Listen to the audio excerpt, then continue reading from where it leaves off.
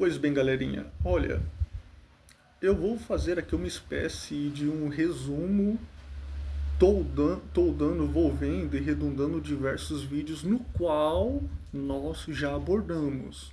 Eu estou reiterando aqui, nós já conversamos, já elucidamos, mas por solicitação de vocês, mas tudo isso nós já conversamos.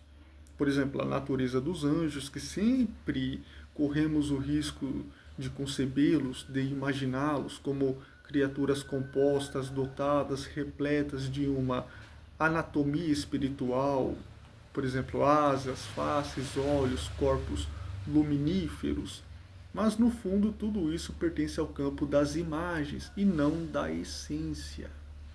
Os anjos não são feitos de luz física, nem de fogo sobrenatural, nem de energia cósmica, e tampouco possuem tipo de corporeidade rara ou sutil.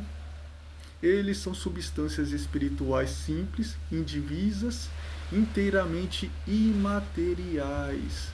Em termos metafísicos, um anjo não é uma forma com conteúdo, ele é conteúdo puro e sem forma.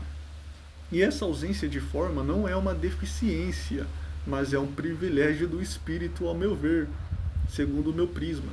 No mundo material, tudo que existe possui dimensões, conforme nós estudamos no colégio, possui limites, pontos de fronteira, limítrofes. Uma pedra ocupa espaço, o corpo humano tem contornos, até mesmo na física, uma onda de luz tem frequências, tensões, comportamento físico. O espírito, ao contrário, ele não pertence à ordem da física. O anjo não é uma luz da física, energia, mas ao domínio do ser. Ele não se espalha, nem se divide. Ele simplesmente é. Por isso, nenhum anjo tem ou teria, nessa linha de raciocínio, olhos, braços, rosto ou qualquer elemento que lembre uma anatomia. Quando as escrituras descrevem anjos com tais características, elas não estão descrevendo o que eles são, mas como se manifestam a percepção humana. Um anjo não age como um corpo. Ele está onde sua ação se faz presente naquele momento. Ele não se move de um ponto ao outro, atravessando o espaço. Sua mudança de atenção é o seu movimento. Porque ele não possui tamanho, ele não envelhece, não se decompõe. A sua substância espiritual é tão simples quanto um ato puro de inteligência.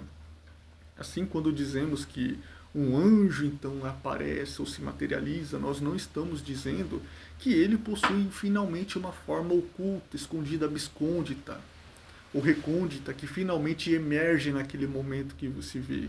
Estamos dizendo que ele assume uma linguagem visual para que um ser corpóreo possa percebê-lo, para entender a sua missão. É nesse ponto que entram então os serafins e querubins, no qual nós já entramos nesse mérito. Quando a tradição afirma que os serafins eles possuem lá 6 asas, mas está escrito, 2 cobrindo o rosto, 2 cobrindo os pés, 2 para voar. Olha, não está descrevendo o corpo de um ser, o corpo original, a forma, mas a intensidade da sua função. O serafim é o anjo, para mim, o mais belo, do ardor, da chama intelectual, da proximidade imediata com Deus. E nessa metáfora, suas 6 asas não são apêndices espirituais reais, mas metáforas visionárias que expressam a rapidez, ou a reverência, ou espanto de seu conhecimento. As asas que cobrem o rosto podem indicar a incapacidade de contemplar o Todo-Poderoso, o Altíssimo, assim, plenamente, diretamente. As asas que cobrem os pés podem expressar humildade diante da fonte do ser. E aquelas que eles voam, as 2, simbolizam a agilidade suprema do intelecto puro nesse aspecto. Os querubins, por sua vez, olha, eles não possuem múltiplas faces, cabeças, como se fossem quimeras celestes. Suas muitas faces ali, de homem, leão, boi, águia, representam faculdades e não cabeças físicas ou de anatomia. A sabedoria humana, a força leonina está presente, a firmeza bovina, a visão penetrante de águia que eles possuem, porque o querubim é o guardião do conhecimento profundo. E ele não tem uma forma monstruosa, mas uma realidade que é tão rica, o querubim, que só pode ser expressada por múltiplas imagens simultâneas, para você ver como que eles são poderosos e como se não bastasse ainda, são guardiões. Essas visões não nos contam como os anjos são, mas como a revelação traduz sua atividade em símbolos que possamos compreender. Por isso, quando o anjo aparece em qualquer figura, o anjo ele pode aparecer como ser humano, como um animal, como uma luz. Isso não é uma metamorfose, conforme nós já falamos, porque metamorfose supõe mudança de forma real. E anjos não têm forma para poder então mudar. O que ocorre é uma manifestação metafísica, uma espécie de vestimenta fenomenológica, que é um vídeo, nós falamos sobre isso no vídeo Assunção de Forma, que nós abordamos exatamente sobre isso. Eu estou me lembrando aqui agora, nesse exato momento. Então, em sua essência, portanto, os anjos não possuem forma espiritual. Sua identidade não depende de anatomias nem de contornos, mas de sua capacidade intelectual, de seu modo de conhecer e de amar. E é precisamente essa ausência de forma que lhes permite assumir qualquer forma sem se alternarem. Eles não se transformam, eles traduzem a si mesmos. Eles não se metamorfoseiam, eles se revelam. E essa é a principal diferença deles para o humano glorificado. Eu falei já disso.